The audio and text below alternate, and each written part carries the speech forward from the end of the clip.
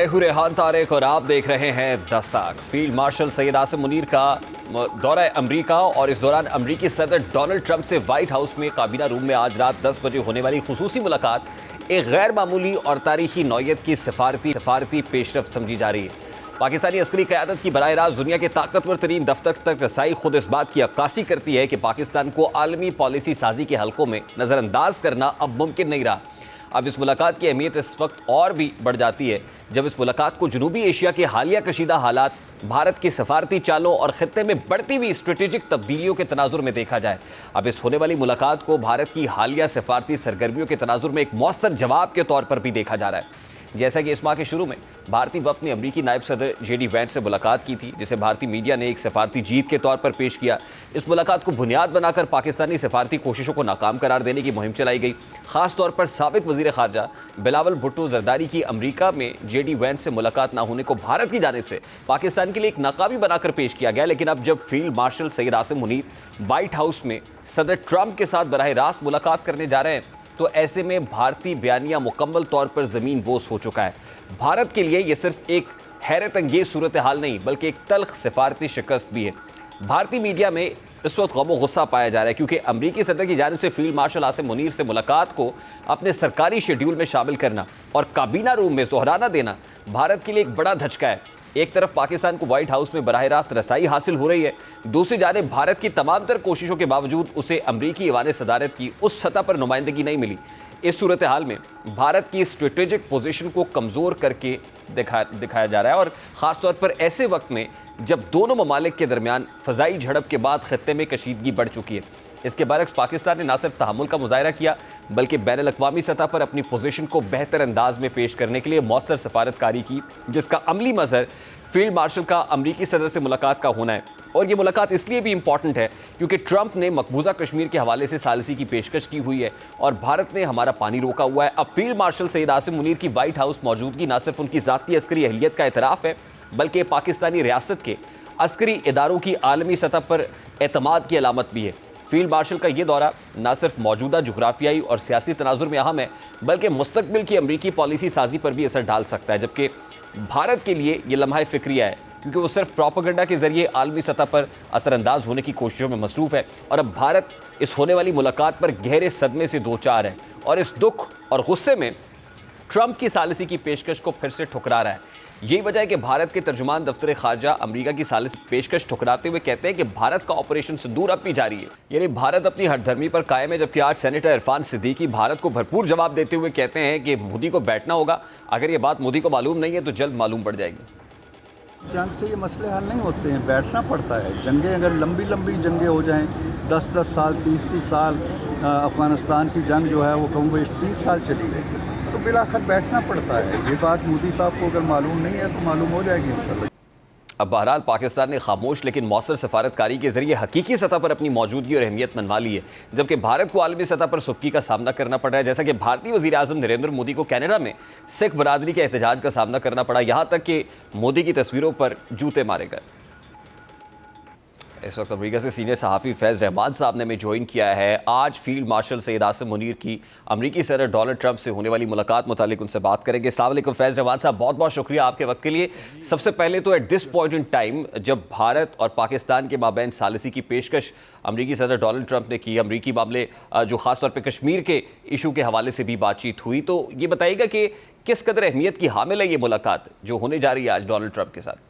बिल्कुल, अब जैसे कि आपने खुद अभी अपने इंट्रो में कहा फरमाया कि ये एक गैर मामूली मुलाकात है और इसके असल में एक थोड़ा सा मुझे एक खुशगवार हैरत भी हुई कि जब मंडे को यहाँ कम्युनिटी के साथ फील्ड मार्शल का डिनर था, जिसमें मैं भी खुद भी शामिल था और करीब भी बैठा था सामने की रो में, उसमें न सिर्फ ये कि उन्होंने ये बात इशारतन कह दी थी कि ट्रंप से मुलाकात का लफ्ज़ इस्तेमाल नहीं किया, लेकिन उन्होंने कहा कि ट्रंप को वो वज़ीर आज़म की मंजूरी से $1 ट्रिलियन की जो एक हमारी नायाब मादनियात की डील ऑफ़र कर रहे हैं, तो उसका वो इशारा यही था कि शायद उनकी मुलाकात होने वाली है। और उसके अलावा उन्होंने ये भी फरमाया था कि ट्रंप इज़राइल और ईरान की जो जंग हो रही है उसको जल्द ख़त्म करना चाहते हैं। तो उसका मतलब यही था कि उस वक्त भी उनकी उस वक्त हाईएस्ट लेवल पर بات چیت ان کے وفد کی جاری تھی وائٹ ہاؤس سے، اور اس کے ظاہر ہے کہ فوراً بعد ہی تھوڑی دیر میں یہ اطلاع آ گئی تھی کہ اب وہ باقاعدہ ٹرمپ صاحب کے ساتھ، بلکہ ان کی کیبنٹ کے ساتھ مل کے لنچ کریں گے، جو کہ ایک پاور لنچ جسے کہا جاتا ہے وہ ہوگا۔ اچھا، پھر اس کے ساتھ ساتھ کچھ محسن نقوی صاحب بھی وہاں موجود تھے، میری ان سے بھی بات ہوئی، تو فوکس یہ لگ رہا تھا کہ اس کا جو اس وقت جو ان کا معاملہ چل رہا ہے، ظاہر ہے کہ ان کے جو ایک عسکری معاملات ہیں وہ تو الگ ہیں، لیکن بزنس پر بہت زیادہ توجہ تھی اور کچھ سیاسی معاملات پر بھی۔ اور خود محسن نقوی صاحب سے جب میری بات ہوئی تو میں نے جو ایک ان سے ذکر کیا تھا کہ ہال بروک کے زمانے میں پاکستان کو امریکہ نے ROZs آفر کیے تھے، یعنی ریجنل اپرچونٹی زونز بنانے کا وعدہ کیا تھا، لیکن چونکہ ہال بروک جبکہ اوباما صدر تھے، وہ ان کا جلدی انتقال ہو گیا آفس میں رہتے ہوئے، تو وہ معاملہ ادھر ہو گیا۔ تو محسن نقوی صاحب نے بھی کہا کہ وہ اس معاملے کو بھی اپنے کاؤنٹر پارٹ سے اٹھائیں گے کہ پاکستان کو دوبارہ ان زونز کی طرف جو ہے وہ توجہ ان کے امریکہ کی دلائی جائے، اور وہ اپرچونٹیز پاکستان کو دوبارہ دیں تاکہ وہاں کی یوتھ کو جاب اپرچونٹیز ملیں۔ تو اب دیکھیے یہ جو اس کی جہتیں، اس جو ملاقات کی جہتیں جو ہیں بہت زیادہ تبدیل ہو چکی ہیں۔ وہ جب یہاں تشریف لائے تھے تو معاملات اسرائیل اور ایران کے معاملات اتنے گھمبیر نہیں تھے۔ اب چونکہ واضح طور پہ لگ رہا ہے کہ شاید امریکہ بھی اس میں انوالو ہونے جا رہا ہے، تو مجھے لگتا یہ ہے کہ یہ معاملہ بھی ضرور زیر بحث آئے گا، اور پاکستان کی اس وقت جو پوزیشن ہے ٹھیک ہے، میں اس وہ طرف کیا آتا ہوں ہوگی۔ فیض رحمان صاحب، لیکن امریکی فورن پالیسی میں کوئی اسٹریٹجک شفٹ کے طور پر یا تبدیلی کے طور پر بھی دیکھا جانا چاہیے آج کی اس ملاقات کو؟ دیکھیے پاکستان کے حوالے سے تو آپ یہ دیکھ رہے ہیں کہ جب سے جو جنگ ہوئی ہے اس میں ایک بہت بڑی ایک مانومنٹل چینج آئی ہے، کم از کم امریکن پرسیپشن میں۔ پہلے یہاں پر یعنی جس میں ہمارے کلنٹن دور سے یہ معاملہ شروع ہو چکا تھا کہ چائنا کے اگینسٹ انڈیا کو پراپ اپ کیا جا رہا تھا کہ وہ وہاں پر ایک کاؤنٹر بیلنس کے طور پر انڈیا ہمارا ساتھ ہی رہے گا، یعنی ایک امریکن پالیسی میکرز کا یہ ایک خواب تھا۔ لیکن وہ خواب جو ہے، جب یہ جو چھوٹی جو جنگ میں جس طرح سے پاکستان نے اس کا جواب دیا اور جس طرح سے وہاں ڈومینیٹ کیا اس پورے معاملے کو، تو یہاں ان پالیسی ساز لوگوں کے، پالیسی میکرز کے جو خواب تھے وہ چکنا چور ہو چکے ہیں۔ اس وقت بالکل واضح طور پر یہ جو ایک فیکٹ ہے یہاں پر لوگوں کے اوپر عیاں ہو چکا ہے کہ اب انڈیا کا وہ بھرم نہیں ہے، یا وہ کیپیبلٹی یا وہ کیپیسٹی نہیں ہے کہ وہ باقاعدہ کسی دوسرے بڑے ملک کے ساتھ کے اگینسٹ امریکہ کا ساتھ دے سکے۔ اور جو پاکستان کی جو پوزیشن تھی، اب پاکستان وہاں ایک بیلنسنگ ایک فیکٹر کے طور پر ابھرا ہے۔ یعنی اب پاکستان دیکھیے نہ صرف یہ کہ خود اس کی اپنی پوزیشن مستحکم ہوئی اس پورے واقعے کے بعد، بلکہ اب چائنا کے ساتھ بھی جو ایک ان کا جو امریکہ کا جو ایک کبھی آف اینڈ آن جو چیزیں چل رہی ہیں اس میں پاکستان کا بھی بہت بڑا رول بن رہا ہے۔ تو یہ سب چیزیں مل کے جو ہے میں سمجھتا ہوں کہ فیلڈ مارشل کا یہاں اس وقت ہونا اور براہ راست صدر امریکہ سے ایک اہم لنچ جسے میں پاور لنچ کہتا ہوں وہ کرنا، اس بات کا بالکل بین ثبوت ہے کہ پاکستان کے بارے میں امریکہ کی جو تھنکنگ ہے وہ اس وقت بدل چکی ہے۔ تو پھر فیصل پاکستان اس سچویشن کو کیسے کیپٹلائز کر سکتا ہے جو بڑی فیوریبل لگ رہی ہے فیور آف پاکستان؟ بہت اچھا سوال ہے، بہت اچھا سوال ہے، اور یہی بات میں نے وزیر داخلہ سے بھی جب بات ہوئی اور وہاں یہ سوال جواب بھی ہوئے فیلڈ مارشل سے کہ کس طرح سے پاکستان اپنی یہ جو اپرچونٹیز ہیں، یہ جو مواقع مل رہے ہیں، خصوصاً ٹریڈ کا بار بار ذکر کیا جا رہا ہے، تو کیا پاکستان میں اتنی کیپیسٹی ہے کہ وہ امریکہ کی طرف سے جو ڈیلز آفر ہوں اس کو کیپٹلائز کر سکے؟ کیا ہمارے پاس وہ اسکلز ہیں، وہ ایکسپرٹیز ہیں؟ تو اس کو ڈیولپ کرنے کے لیے بھی ہم کو تھوڑا وقت چاہیے اور ذرائع چاہیے، اور اس بات پر ضرور بات ہوگی۔ اور جیسے میں نے بھی جو آپ سے ذکر کیا، جو اوباما کے دور میں جو ROZs یعنی جو اپرچونٹی زونز بنانے کی جو بات کی گئی تھی، اس کا بھی مقصد یہ تھا کہ پاکستان کے جو دوسرے جو انڈر ڈیولپڈ جو علاقے ہیں وہاں پر ایسے سینٹرز قائم کیے جائیں جہاں کے نوجوانوں کو جابز ملے۔ تو یہ ایک بہت بڑا فیکٹر ہوگا بات چیت میں، اور میں سمجھتا ہوں کہ اس پہ بہت توجہ دینا چاہیے، کہ دیکھیں اول اور آخر اگر پاکستان کی اکانومی مستحکم ہوتی ہے تو پاکستان نے جو عسکری معاملے پر جو برتری ثابت کی ہے، اگر اس کو مضبوط ایک معاشی حالات کی بھی اگر سپورٹ مل جائے تو پاکستان کو اس وقت بہت آگے بڑھنے سے، بہت زیادہ آگے بڑھنے سے کوئی روک نہیں سکتا۔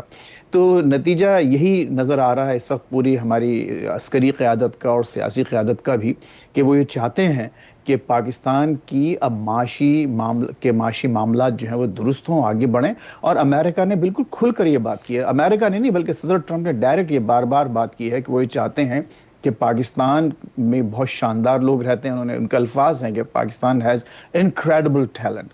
پاکستان کے ساتھ وہ ٹریڈ کرنا چاہتے ہیں. اچھا، اس پہ صرف میں اضافہ کر دوں کہ ابھی کچھ ہی دیر پہلے کیونکہ امریکی صدر جو ہے وہ خطاب کر رہے تھے تو انہوں نے آئی لو پاکستان برملا کہا ہے. آئی لو پاکستان بھی کچھ ہی دیر پہلے کی بات ہے. اور پرٹیکولرلی ایران اسرائیل پرسپیکٹو کے اندر جو وہ بات کر رہے ہیں وہ یہ کہہ رہے ہیں سعدی کہ ایران کو غیر مشروط سرنڈر کرنا پڑے گا. ایران نے بہت وقت ضائع کر دیا ہے. تو اس سچویشن میں جب سپہ سالار وہاں پر ہیں اور پھر ظاہر ہے پاکستان خطے کا ایک اہم پلیئر ہے تو پاکستان کا کیا رول ہونا چاہیے اور کیا اس موقع پر پاکستان بھی کوئی رول پلے کر سکتا ہے؟ بہت اہم سوال ہے آپ کا. اور دیکھیں اس میں یہ میں سمجھتا ہوں کہ اس خطے کی خوش قسمتی ہے کہ اس وقت فیلڈ مارشل یہاں واشنگٹن میں موجود ہیں. اس خطے کی پورے خطے کی میں بات کر رہا ہوں، پاکستانی کی نہیں بلکہ ایران کے لیے بھی اور دوسرے جو وہاں کے معاملات ہیں، کیونکہ Pakistan will be a moderating impact on the entire situation اس وقت. اور انہوں نے کھل کر فیلڈ مارشل نے اپنے یہاں جو خطاب میں بھی اور کویسچن آنسر سیشن میں بالکل کھل کے کہا تھا کہ پاکستان اور ایران کے جو تعلقات ہیں، جو ایک روایتی تعلقات ہیں، جو ہمارے ثقافتی ہر لحاظ سے معاشی تعلقات، سیاسی تعلقات، ان کی بنیاد پر ہم ایران کے ساتھ کھڑے ہیں. یہ ان کے الفاظ ہیں اور وہ چاہتے ہیں کہ یہ فوراً جنگ بند ہو. اور انہوں نے یہ بھی کہا کہ ٹرمپ بھی یہی چاہتے ہیں کہ یہ معاملہ جلد سے جلد نپٹے. اب ظاہر ہے کہ اس وقت ٹرمپ کی پبلک پوزیشن بدلتی جا رہی ہے، لیکن فیلڈ مارشل کا اس بیک گراؤنڈ میں ہونا، اور دیکھیں پاکستان کبھی یہ افورڈ کر ہی نہیں سکتا کہ اس معاملے پہ ایران کو کوئی تکلیف پہنچے اور وہاں اس کا احساس نہ ہو. تو اس وقت فیلڈ مارشل نہ صرف یہ کہ خود وہ بلکہ ان کی پوری ٹیم کا کمٹمنٹ ہے کہ وہاں جتنی بھی جو اس وقت جو درجہ حرارت اتنا بڑھ چکا ہے اس کو کم کیا جائے، ایک ماڈریٹنگ امپیکٹ ہو پاکستان کا. اور پاکستان یہ ان کو یہاں سمجھانے کی کوشش کر رہا ہے کہ یہ معاملات نہ صرف یہ کہ اگر یہ خراب ہوتا ہے معاملہ تو نہ صرف یہ کہ اس خطے کے لیے بہت برا ہے بلکہ خود امریکہ اور دوسری جو ویسٹرن پاورز ہیں اس کے لیے بھی بہت برا ہے. اور ان کو یہی چاہیے کہ معاملے کو کس طرح سے سلجھایا جائے، اور یہ فیلڈ مارشل نے بات کی ہے. تو یہ جو ان کی پبلک پوزیشن ہے اور یہی پوزیشن جب ان کے ساتھ لنچ پر جو بات چیت ہوگی تو مجھے یقین ہے کہ اس سے پورے اوور آل خطے کے امن کے لیے ایک کچھ بہتر کوششیں آپ کے سامنے آئیں گی. اور اگین فیلڈ مارشل میں سمجھتا ہوں کہ وہ ایک اس معاملے پر ان کے لیے ٹائمنگ بہت اہم ہے. وہ کسی اور مقصد کے لیے یہاں پر تشریف لائے تھے، ان کا ایک عسکری دورہ تھا، ان کا کچھ ٹریڈ کے حوالے سے ان کو باتیں کرنی تھیں. لیکن اب جو صورتحال ہے اس میں یہ اور ان کے خصوصاً ان کی ٹیم، وزیر داخلہ صاحب ساتھ ہیں، عاصم ملک جو ڈی جی ISI، وہ ان کے جو نیشنل سیکیورٹی ایڈوائزر وہ ساتھ ہیں، پھر D G operations military operations وہ ان کے ساتھ ہیں. بہت ہی پاورفل ڈیلیگیشن ہے. اور اس پاورفل ڈیلیگیشن کے ساتھ ظاہر ہے جب صدر امریکہ ملاقات کر رہے ہوں گے تو آپ یہ دیکھیں گے کہ بہت اہم معاملات اور بہت اہم فیصلے سامنے آئیں گے جو کہ خطے کے لیے یقیناً مجھے یقین ہے کہ بہت مثبت نتائج اس کے سامنے آئیں گے. بہت بہت شکریہ فیض رحمان صاحب آپ کے وقت کے لیے. فیض رحمان سینئر صحافی امریکہ سے جوائن پر تمام تر سچویشن پر جو انسائٹس ہیں امریکہ سے، پرٹیکولرلی جو پاور لنچ ہے وہ ہونے جا رہا ہے امریکی وقت کے مطابق دوپہر 2 بجے اور پاکستانی وقت کے مطابق 10 بجے ہوگا. اب دیکھنا یہ کہ اس کے آؤٹ کم کیا نکلتے ہیں، پرٹیکولرلی جب خطے میں بڑی کروشل اور ڈیسائسو سی سچویشن ہے. امریکی صدر ایران کو غیر مشروط طور پر سرنڈر کرنے کو کہہ رہے ہیں اور امریکہ کی جو پوزیشن ہے اس وقت وہ بھی یوں لگ رہا ہے کہ جیسے وہ کو فلیکسیبل ہونے کو تیار نہیں ہے ایران کے معاملے پہ. تو دیکھنا یہ ہے کہ فیلڈ مارشل کا وہاں پر اس پہ کیا رول پلے کر سکتا ہے. ایک بریک لیں گے، بریک کے بعد واپس آئیں گے اور مشرق وسطیٰ کی جو بدلتی ہوئی سچویشن ہے اس پہ بات کریں گے. اس بریک کے بعد ہمارے ساتھ رہیے. مشرق وسطیٰ میں اسرائیل اور ایران کے درمیان جنگی کشیدگی میں اسرائیل مشکلات کا شکار دکھائی دے رہا ہے. پاسداران انقلاب کی جانب سے اسرائیلی تنصیبات پر بڑھتے ہوئے حملوں اور خطے میں ایرانی اثر و رسوخ میں اضافے کے بعد اسرائیل ایک گہرے دفاعی بحران کا شکار ہے. ایسے میں اسرائیل یہ کوشش کر رہا ہے کہ امریکہ اس جنگ میں اس کا اتحادی بن کر ایران پر براہ راست حملہ کرے، جو کہ ایک نئی عالمی محاذ آرائی کا پیش خیمہ ثابت ہو سکتا ہے. گو کہ اسرائیل عرصے سے امریکہ کو ایران کے خلاف فوجی کارروائی پر اکسا رہا ہے، لیکن امریکی سیاسی نظام اور آئینی تقاضے اس راستے میں بڑی رکاوٹ بنے ہیں. امریکی آئین کے تحت کسی ملک کے خلاف جنگ کا باقاعدہ اعلان صرف کانگریس کے ذریعے ممکن ہے. حالیہ رپورٹس کے مطابق ڈونلڈ ٹرمپ کی قیادت میں اگر امریکہ ایران کے خلاف جنگ میں شریک ہوتا ہے تو اسے کانگریس اور سینٹ کی شدید مزاحمت کا سامنا کرنا پڑے گا۔ متعدد اراکین کانگریس نے واضح کر دیا ہے کہ ایران کے خلاف بلا جواز حملہ نہ صرف آئینی حدود کی خلاف ورزی ہوگا بلکہ اس سے عالمی امن کو بھی شدید خطرات لاحق ہو سکتے ہیں۔ اگر ٹرمپ کانگریس کو نظر انداز کر کے جنگ کا راستہ اختیار کرتے ہیں تو ان کے خلاف مواخذے کی کارروائی بھی ممکن ہے۔ یہ سوال اپنی جگہ اہم ہے کہ اسرائیل کی جانب سے امریکہ کو جنگ میں دھکیلنے کی کوششوں کے پیچھے اصل محرکات کیا ہیں۔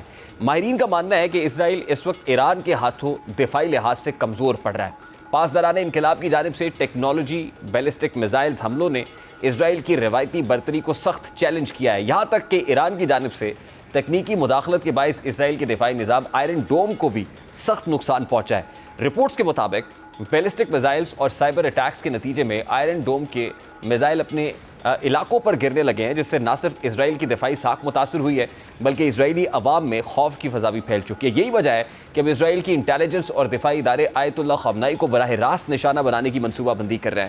اسرائیلی وزیر اعظم بار بار یہ ادعا دے رہا ہے کہ اگر پاسداران انقلاب کی قیادت کو ختم کر دیا جائے تو ایران کا دفاعی رد عمل کمزور پڑ سکتا ہے، لیکن ایران نے اس کا توڑ پہلے ہی نکال لیا۔ آیت اللہ خامنائی نے جنگی اختیارات پاسداران انقلاب کی اعلیٰ قیادت کو منتقل کر دیے، جس کا مطلب یہ ہے کہ ایران نے اسرائیلی جارحیت کا مکمل ادراک کرتے ہوئے ہر ممکن فوجی اور دفاعی تیاری کر رکھی ہے۔ اب ایران کی جوابی حکمت عملی محض دفاعی نہیں بلکہ جارحانہ بھی ہے۔ خطے میں ایران کا بڑھتا ہوا اثر و رسوخ اسرائیل اور اس کے مغربی اتحادیوں کے لیے ایک مستقل خطرہ بن چکا ہے۔ ایسے میں اسرائیل امریکہ پر مسلسل دباؤ ڈال رہا ہے کہ وہ ایران پر حملہ کرے تاکہ خطے میں برتری حاصل کر سکے۔ اس تناظر میں جب امریکی نیشنل سیکیورٹی اجلاس میں ایران پر حملے کی تجویز زیر بحث آئی تو حیرت انگیز طور پر کسی بھی قریبی مشیر نے ایرانی جوہری تنصیبات پر براہ راست حملے کی حمایت نہیں کی۔ اس سے واضح ہوتا ہے کہ امریکی پالیسی ساز جانتے ہیں کہ ایران کے خلاف جنگ محض ایک علاقائی تنازع نہیں ہوگا بلکہ اس کے اثرات عالمی سطح پر محسوس کیے جائیں گے۔ اور آج ایرانی سپریم لیڈر آیت اللہ خامنائی نے امریکہ کو خبردار کرتے ہوئے کہا ہے کہ امریکہ کا کوئی سنگین اور ناقابل تلافی نتائج کا سبب بنے گا۔ اس جنگ میں کس حد تک شریک عالمی مبصرین کا ماننا ہے کہ اگر اسرائیل مزید کمزور ہوتا ہے تو امریکہ کو بالآخر کسی نہ کسی حد تک مداخلت کرنی پڑے گی، لیکن امریکی کانگریس مین اور سینیٹرز کی جانب سے امریکہ کی جنگ میں کودنے پر مزاحمت کی جا رہی ہے۔ اور اسی پس منظر میں امریکی سینیٹر ٹم کین جو کہ ڈیموکریٹک پارٹی سے تعلق رکھتے ہیں، انہوں نے ایک نیا قانون سینٹ میں پیش کیا ہے تاکہ ڈونلڈ ٹرمپ کو ایران کے خلاف کانگریس کی اجازت کے بغیر فوجی طاقت استعمال کرنے سے روکا جا سکے۔ سینیٹر کین کئی برسوں سے یہ کوشش کر رہے ہیں کہ جنگ سے متعلق فیصلے صرف کانگریس کی اجازت سے ہوں۔ انہوں نے 2020 میں بھی ایسا ہی قانون پیش کیا تھا جو ٹرمپ کی پہلی مدت صدارت میں اسرائیل ایران کشیدگی کے دوران پیش کیا گیا تھا، لیکن وہ ٹرمپ کے ویٹو کے باعث نافذ نہیں ہو سکا تھا۔ ان کا کہنا ہے کہ امریکی آئین کے مطابق صرف کانگریس کو اعلان جنگ کا اختیار حاصل ہے اور ایران کے ساتھ کسی بھی فوجی تصادم کے لیے کانگریس کی واضح منظوری ضروری ہے۔ امریکی سینیٹر کا ماننا ہے کہ ایران کے ساتھ جنگ امریکہ کے قومی مفاد میں نہیں جب تک کہ وہ بالکل ناگزیر نہ ہو۔ دوسری جانب ریپبلکن جماعت کے چند اراکین کی جانب سے جنگ کو ناگزیر قرار دیا جا رہا ہے۔ اب صرف سوال یہ ہے کہ اگر امریکہ اس جنگ میں اسرائیل کا عملی طور پر ساتھ دیتا ہے تو کیا امریکی صدر ڈونلڈ ٹرمپ کو قانونی پیچیدگیوں کا سامنا کرنا پڑے گا؟ امریکی آئین دیکھے تو امریکہ کو کسی دوسرے ملک کے خلاف جنگ کرنی ہو اس کے لیے کانگریس کی اجازت ناگزیر ہے۔ یہ بات امریکی آئین کے آرٹیکل 1 سیکشن 8 کلاز 11 میں بیان کی گئی ہے، جس کو وار پاور کلاز کا نام دیا جاتا ہے، یعنی اس آرٹیکل کے تحت کانگریس کو جنگ کا اعلان کرنے کا اختیار حاصل ہوگا۔ بہرحال امریکی کانگریس اور امریکی سینیٹرز کی جانب سے مزاحمت کی جا رہی ہے کہ امریکی حکومت اسرائیل اور ایران کی جنگ میں نہ کودے، اور یہی بات روسی وزیر خارجہ نے بھی کی ہے کہ امریکہ خود کو اس جنگ سے دور رکھے۔ شاید یہی وجہ ہے کہ ڈونلڈ ٹرمپ ابھی تک رکے ہوئے ہیں اور ایک بار پھر آج انہوں نے اس بات کو دہرایا ہے کہ ایران غیر مشروط طور پر سرنڈر کر دے۔ وہ کہتے ہیں ایران کا مزید اس کو پرولونگ کرنا ایران کے لیے نقصان دہ ثابت ہوگا اور اس کو غیر مشروط سرنڈر کرنا ہوگا۔ امریکی صدر ڈونلڈ ٹرمپ نے اب سے کچھ دیر پہلے جو گفتگو کی ہے ذرا اس کی ایک جھلک آپ کے سامنے رکھتے ہیں۔ اگلا ہفتہ بہت کروشل ہوگا، امریکی صدر کہہ رہے ہیں، اور ایران کو پھر خبردار کر رہے ہیں، دھمکی دے رہے ہیں کہ اس سے پہلے بھی 60 روز کا وقت دیا گیا، ایران نے جو ہے وہ اس ٹریٹی پر دستخط نہیں کی، اور اب اگلا ہفتہ کتنا کروشل ہے، کیا امریکہ براہ راست اس جنگ میں کودنا پڑتا ہے؟ آلدو وہ پاکستان کے لیے جن خیالات کا اظہار کر رہے ہیں اور پاکستان کی خطے میں اہمیت کا شاید ادراک بھی ہے ڈونلڈ ٹرمپ کو، اور آج بڑی امپورٹنٹ ملاقات بھی ہونے جا رہی ہے پاکستان کے سپہ سالار کے ساتھ۔ اب دیکھنا یہ ہے کہ اندرونی اور بیرونی دباؤ کے باوجود امریکہ اسرائیل کا ایران کے خلاف اس جنگ میں براہ راست اگر ساتھ دیتا ہے یا نہیں، اور پھر یقینی طور پر اسرائیل کو ایران کے تابڑ توڑ حملوں کی وجہ سے پسپائی کا سامنا ہے، اور اسی پسپائی کے خوف سے وہ امریکہ کا ساتھ چاہتا بھی ہے۔ اسرائیل کی عسکری طاقت بھی کمزور ہو رہی ہے، جبکہ ایران کا پلڑا بھاری دکھائی دیتا ہے۔ اگر ایران اسرائیل کی فوجی طاقت کا موازنہ کیا جائے تو ایران کے پاس 6,10,000 فعال فوجی اہلکار ہیں، جن میں 3.5 لاکھ فوج اور 1,90,000 پاسداران انقلاب ہیں، 18,000 بحریہ، 37,000 فضائیہ اور 15,000 ایئر ڈیفنس بھی شامل ہے۔ ایران کے پاس 3.5 لاکھ ریزرو فوج بھی موجود ہے۔ اسرائیل کے پاس 1,69,500 فوجی اہلکار موجود ہیں، جن میں 1,26,000 فوج، 9,500 بحری اور 34,000 فضائیہ شامل ہے۔ اسرائیل کے پاس 4,665,000 ریزرو فوج بھی موجود ہے، جبکہ جنگی آلات کی بات کی جائے تو ایران کے پاس کم از کم 10,513 جنگی ٹینک، 6,798 توپیں اور 640 سے زائد بختر بند گاڑیاں ہیں، جبکہ اسرائیل کے پاس تقریباً 400 جنگی ٹینک، 530 توپیں اور 1,190 سے زائد بختر بند گاڑیاں ہیں۔ فضائیہ کی بات کی جائے تو ایرانی فضائیہ کے پاس 312 جنگی طیارے، پاسداران انقلاب کے پاس مزید 23 طیارے ہیں، یعنی کل 335 ہیلی کاپٹرز ہیں۔ ایرانی فوج کے پاس 50 ہیلی کاپٹر، فضائیہ کے پاس 2 حملہ آور ہیلی کاپٹرز، پاسداران انقلاب کے پاس 5 ہیلی کاپٹرز ہیں، جو ٹوٹل 57 ہیلی کاپٹرز بنتے ہیں، جبکہ اسرائیلی فضائیہ کے پاس 345 جنگی طیارے اور 43 حملہ آور ہیلی کاپٹرز ہیں۔ اسی طرح بحریہ کی بات کی جائے تو ایران کے پاس 17 ٹیکنیکل آبدوزیں، 68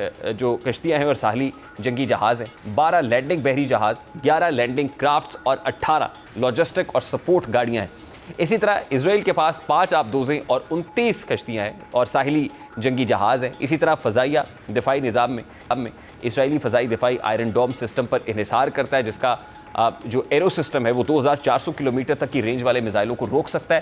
دوسری جانب ایران نے 2 سال قبل انفرارڈ ڈیٹیکشن سسٹم ترتیب دیا تھا، جو ریڈار اور الیکٹرو آپٹک سسٹم سے لیس ہے۔ پھر بیلسٹک میزائلز میں ایران کے پاس کم از کم 12 مختلف قسم کے درمیانے اور کم فاصلے تک مار کرنے والے بیلسٹک میزائلز موجود ہیں۔ اسی طرح اسرائیل کے پاس کم از کم 4 مختلف قسم کے چھوٹے، درمیانے اور درمیانی رینج کے بیلسٹک میزائلز ہیں۔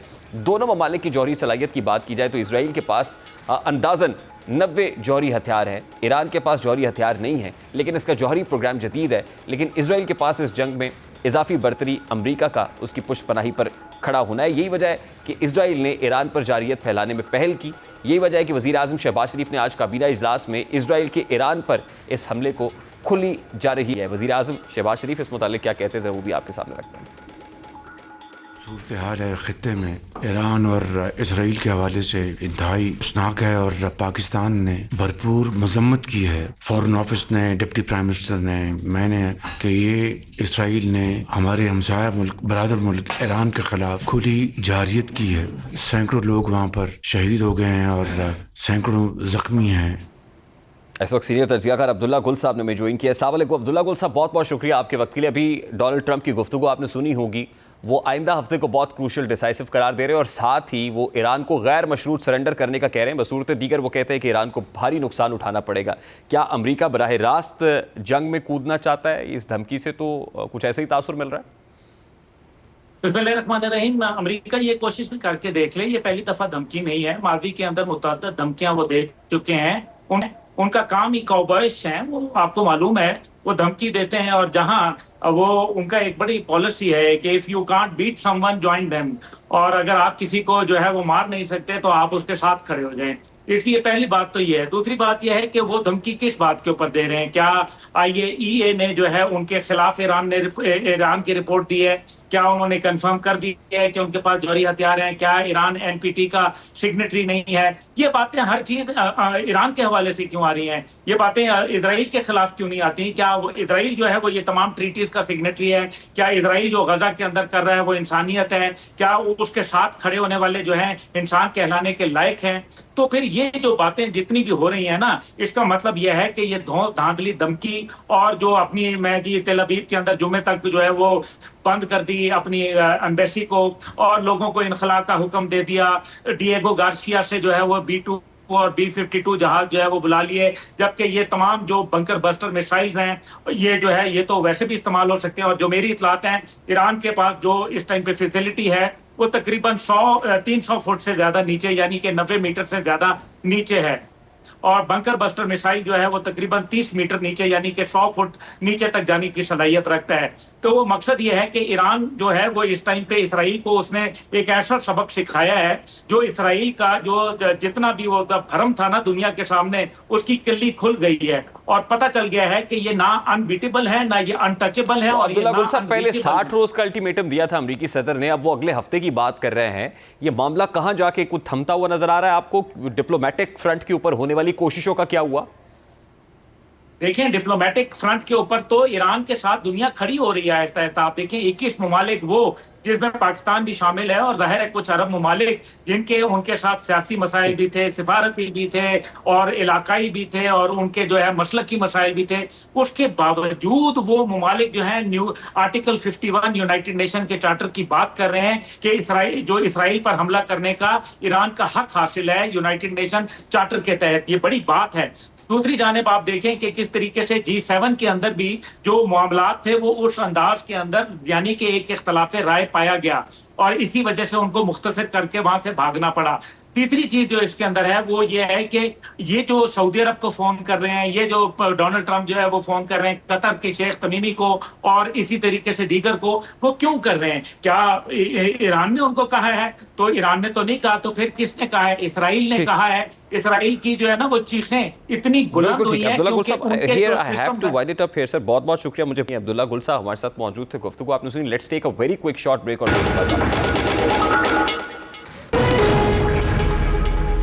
ईरान की हुकूमत ने हालिया दिनों में मारूफ मैसेजिंग प्लेटफॉर्म व्हाट्सएप पर यह संगीन इल्ज़ाम आयद किया है कि वो ईरानी सारिफीन का हसास डेटा इजरायली खुफिया इदारों के साथ शेयर कर रहा है। यह दावा उस वक्त सामने आया है जब खित्ते में ईरान, इजराइल और मगरबी ताकतों के दरमियान कशीदगी इंतहा को पहुंच चुकी है। ईरानी हुक्काम का कहना है कि व्हाट्सएप न सिर्फ ईरानी शहरियों की निजी मालूमात इकट्ठी कर रहा है बल्कि ये मालूमात इजरायली इदारों को खुफिया तरीके से फराहम की जा रही हैं। ईरानी साइबर सिक्योरिटी एजेंसीज ने इस हवाले से कुछ दाखिली तहकीकात का दावा भी किया है जिनकी तफसीलात मुकम्मल तौर पर आवाम के सामने नहीं आई हैं। बहरहाल अब इस इल्ज़ाम की हसासियत उस वक्त और बढ़ जाती है जब हम माजी में इसराइल की टेक्नोलॉजी और साइबर दुनिया में की गई खुफिया कार्रवाइयों पर नज़र डालते हैं। इसराइल का बदनाम ज़माना NSO ग्रुप और इसका तैयार करदा जासूसी सॉफ्टवेयर पेगासस आलमी सतह पर मौजूद बहस रह चुका है, जिसके ज़रिए सहाफ़ियों, इंसानी हुकूक के कारकुनान, यहाँ तक कि सरबराहान ममलकत तक की जासूसी की गई है। इस पस मंज़र में ईरान का ये कहना कि इसराइल व्हाट्सएप के ज़रिए ईरानी सारिफीन की निगरानी कर रहा है, अब देखा जाए तो ईरान का ये दावा नामुमकिन या हैरत अंगेज़ नहीं लगता। वो कि व्हाट्सएप की जानिब से बाज़ाब्ता तौर पर इन इल्ज़ामात की तरदीद की गई है और उसका कहना है कि platform and to and encryption इस्तेमाल करता है, जिसके तहत कोई भी तीसरा फरीक, हत्ता कि खुद व्हाट्सएप भी सारिफीन के पैगामात को नहीं देख सकता। लेकिन इस टेक्नोलॉजी पर मुकम्मल भरोसा करना हर सारिफ के लिए आसान नहीं है। साइबर माहिरीन इस हकीकत की निशानदेही करते हैं कि सिर्फ इंक्रिप्शन की बुनियाद पर व्हाट्सएप को मुकम्मल तौर पर महफूज करार देना गलतफहमी हो सकती है, ख़ास तौर पर जब बात रियासती सतह की निगरानी या ताउन की हो। अमरीका और इसराइल के दरमियान गहरे दिफाई और टेक्नोलॉजी ताल्लुकात कायम है, इसलिए ईरान के लिए ये इल्ज़ाम लगाना गैर मुतवक्के नहीं कि अमरीकी कंपनी इसराइल के मफादात को तरजीह दे सकती है। अभी ब्रेक शामिल करेंगे और ब्रेक के बाद जब वापस आएंगे तो ओवरसीज़ कम्युनिटी को लाहक मसाइल और फिर बजट में उनके लिए कोई हल मौजूद है या नहीं, इस पर बात करेंगे। इस ब्रेक के बाद हमारे साथ रहिए। बजट 2025-26 की मंजूरी के बाद बैरून मुल्क मुकीम पाकिस्तानियों की नज़रें एक बार फिर हुकूमत की जानिब हैं कि आया उनके दहाइयों पुराने मसाइल के हल के लिए कोई अमली पेशरफ्त हुई है या नहीं। ओवरसीज़ पाकिस्तानी मुल्की मईशत की रीढ़ की हड्डी की हैसियत है, जो हर साल अरबों डॉलर्स का ज़रिए मुबादला पाकिस्तान मुंतकिल करते हैं, लेकिन बदकिस्मती से वो ख़ुद कई इंतज़ामी, कानूनी और समाजी मसाइल का शिकार रहते हैं। बजट में अगरचे कुछ मस्बत इशारे हैं, अब ज़ाहिर है तरसीलात ज़र के लिए मखसूस बैंकारी सहूलियात में बेहतरी की बात या डिजिटल प्लेटफॉर्म्स की सहूलत, मगर ये अभी महज ऐलानात की हद तक है। जब तक अमली इक़दामात नहीं उठाए जाते इनके समरात मुमकिन नहीं है। अब ओवरसीज़ पाकिस्तानियों के मसाइल की बात करें तो सबसे बड़ा मसला कानूनी ज़राए से रकूम की मुंतकली है। गो कि हुकूमत ने कुछ माली तरक़ीबात और सहूलतकारी का इंदिया दिया है, लेकिन ज़मीनी हकीकत यह है कि बैंक्स के ज़रिए रकम भेजना आज भी सुस्त, महंगा और गैर मौसर अमल है। हुंडी या हवाला जैसे गैर कानूनी ज़राए इसी खला को पूर्ण करते हैं, जिसका नतीजा मईशत के नुकसान की सूरत में निकलता है। हुकूमत को चाहिए कि वो न सिर्फ तरसीलात ज़र पर सर्विस चार्जेस में कमी करे बल्कि फौरी तरसील, ट्रैकिंग और सिक्योरिटी के निज़ाम को जदीद बनाए ताकि ओवरसीज़ शहरी एतमाद से कानूनी तरीके अपनाएं। इसी तरह जायदाद पर कब्ज़े का मसला एक ऐसा नासूर बन चुका है जिससे हज़ारों ओवरसीज़ पाकिस्तानी मुतासर हो चुके हैं। कब्ज़ा माफिया के खिलाफ किसी मरकज़ी इदारे या हेल्प लाइन का क़याम या फिर हर सूबे में ओवरसीज़ प्रॉपर्टी ट्राइब्यूनल्स का क़याम एक इनकलाबी कदम हो सकता है, मगर बजट में इस हवाले से कोई जामे पॉलिसी या रकम मख्तस नहीं की गई है। इसका मतलब ये है कि इस मसले पर हुकूमत की तवज्जो भी महदूद और वक्ती नौयत की है। हालांकि ये वो मामला है जो बैरूनी सरमायाकारी को रोकने की सबसे बड़ी रुकावट बना हुआ है। इसी तरह नादरा, इमिग्रेशन, पासपोर्ट ऑफिस और फिर काउंसिल खानों की कारकर्दगी को भी अरसे से ओवरसीज़ पाकिस्तानियों की तनकीद का सामना है। पाकिस्तान में मौजूद शहरी तो किसी न किसी तरीके इन दफातर में पहुँच कर मामलात निपटा लेते हैं, मगर बैरून मुल्क मुकीम अफराद के लिए महदूद सफारती अमला, नाकिस ऑनलाइन निज़ाम और ताख़ीर जैसे मसाइल मामूल बन चुके हैं। गो कि बजट में डिजिटलाइजेशन का जिक्र किया गया है, लेकिन इसका दायरा कार और बजट अलॉटमेंट वाज़े नहीं है। एक और पहलू जिसे नज़रअंदाज नहीं किया जा सकता वो ये कि बैरून मुल्क मुकीम पाकिस्तानी ना सिर्फ माली मदद करते हैं, बल्कि वो अपने इल्म, टेक्नोलॉजी और महारत के ज़रिए पाकिस्तान को जदीद खतूत पर उस्तवार करने में किरदार अदा कर सकते हैं, अगर उन्हें मुनासिब प्लेटफॉर्म और मराद दी जाएँ। बदकिस्मती से बजट में इस कीमती इंसानी सरमाए को मौसर अंदाज में शामिल करने का कोई वाज़े खाका पेश नहीं किया गया। जब तक हुकूमत ओवरसीज़ कम्यूनिटी को महज ज़र मुबादला के मंबे के तौर पर नहीं बल्कि शराकतदार और माशी सतून के तौर पर तस्लीम नहीं करती, उस वक्त तक मसाइल बरकरार रहेंगे। एक मौसर अमली और शफाफ हिकमत अमली के बगैर ओवरसीज़ पाकिस्तानियों का एतमाद बहाल करना मुमकिन नहीं हो। प्रोग्राम का वक्त अपने इख्तिताम को पहुँचा। आपसे मुलाकात होगी इंशाअल्लाह कल। अपना रखिए ख्याल। अल्लाह हाफ़िज़।